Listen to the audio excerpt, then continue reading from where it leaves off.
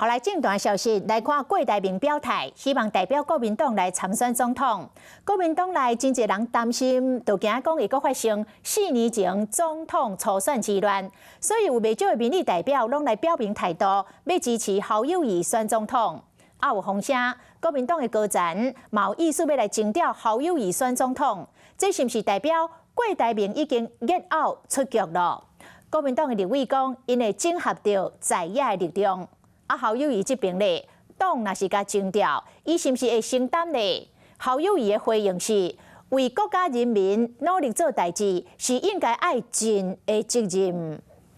2024总统大选时间愈来愈晚，各阵营拢伫咧布局大选，民进党推出大清朝，国民党连选也未定，也毋过大多数拢看好支持度较悬的新北市长侯友宜。全力在拼市政，我们期待市政的建设。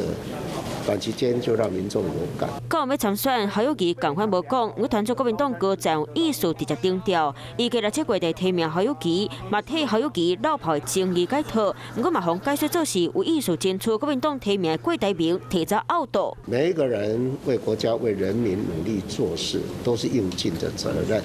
我们不只是国民党内要团结，只要任何在野阵营都应该要团结一致。支持侯友宜，也是挺郭台铭。党内讲爱团结在野的势力，不过进前传出国民党中央计划伫咧204立委提名6去大桥的条款，亲像优先提名无公职身份的人，嘛方解说做是卡侯友宜的条款。